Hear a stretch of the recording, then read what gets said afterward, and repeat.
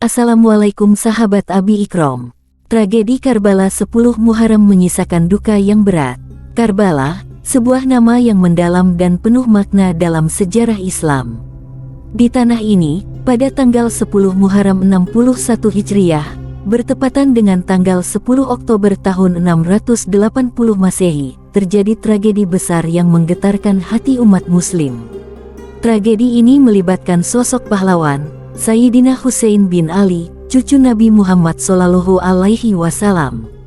Tragedi Karbala 10 Muharram mengisahkan kematian Sayyidina Husain di Karbala. Tragedi ini menjadi simbol pengorbanan, ketabahan, dan keberanian dalam menghadapi ketidakadilan dan tirani. Sayyidina Husain bin Ali bin Abi Thalib adalah cucu Nabi Muhammad Shallallahu Alaihi Wasallam dan merupakan putra dari Sayyidina Ali bin Abi Thalib dan Sayyidah Fatimah Az-Zahra, putri Nabi.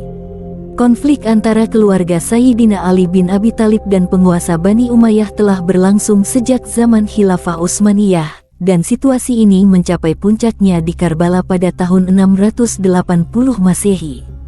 Pada masa itu, kepemimpinan politik umat Islam telah berpindah dari Khilafah Rasyidin ke masa kekhalifahan Umayyah. Penguasa Bani Umayyah saat itu adalah Yazid bin Muawiyah, yang dianggap oleh banyak kelompok muslim sebagai pemimpin yang kontroversial. Pemerintahannya dipenuhi dengan kebijakan yang meresahkan masyarakat, seperti korupsi, ketidakadilan, dan perilaku buruk yang bertentangan dengan ajaran Islam. Pada tahun 680 Masehi, Sayyidina Husain bin Ali melakukan perlawanan terhadap penguasa Bani Umayyah yang saat itu dijabat oleh Yazid bin Muawiyah. Ia memilih untuk melakukan perlawanan karena menolak untuk memberikan baiat janji setia kepada Yazid, yang dianggapnya tidak layak untuk memimpin kaum muslimin. Sayyidina Husain bersama keluarga dan para pengikutnya berangkat dari Madinah menuju Kufah di Irak untuk mendapatkan dukungan dari pendukungnya. Namun, di tengah perjalanan, pasukannya terkepung oleh pasukan besar yang dikirim Yazid di Karbala, sebuah wilayah gurun di Irak. Pertempuran Karbala terjadi selama 10 hari dan mencapai puncaknya pada tanggal 10 Muharram tahun 680 Masehi. Sayyidina Husain bersama dengan keluarganya dan pasukan yang kecil tetapi berani, yang terdiri dari sekitar 72 orang laki-laki dan sejumlah wanita dan anak-anak, menghadapi pasukan besar yang berjumlah ribuan dari pihak Bani Umayyah. Meskipun kalah jumlah, Sayyidina Husain dan pasukannya berperang dengan gagah berani dan menunjukkan sikap yang teguh dalam mempertahankan kebenaran dan keadilan. Namun, setelah berhari-hari berjuang dan menghadapi kehausan dan kelaparan di tengah teriknya gurun Karbala, pasukan Sayyidina Husain semakin melemah. Pada akhirnya, pada sore hari tanggal 10 Muharram, pasukan Bani Umayyah menyerang pasukan Sayyidina Husain dengan brutal. Dalam pertempuran yang sengit itu, banyak dari keluarga Sayyidina Husain dan pengikutnya tewas di medan perang. Termasuk di antaranya adalah putra Husain yang masih bayi bernama Ali Asgar yang tewas akibat kehausan setelah panah melintas di lehernya ketika Husain mencoba memohonkan air untuknya. Akhirnya, Sayyidina Husain bin Ali sendiri turun dari kuda dan berlutut di tengah medan perang.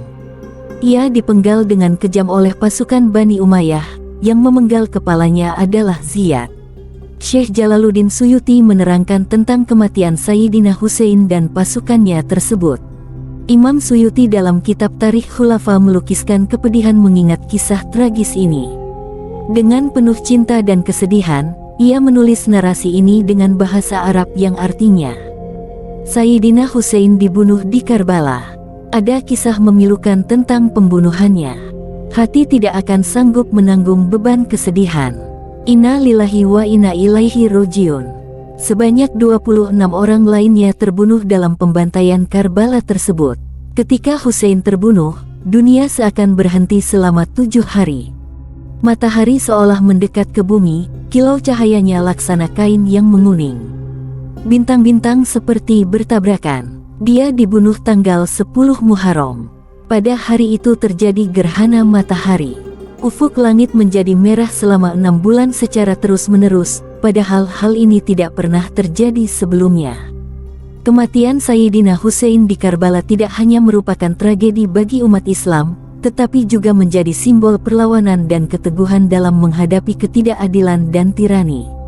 Kisah ini menjadi landasan penting bagi gerakan-gerakan perlawanan selanjutnya dalam sejarah Islam.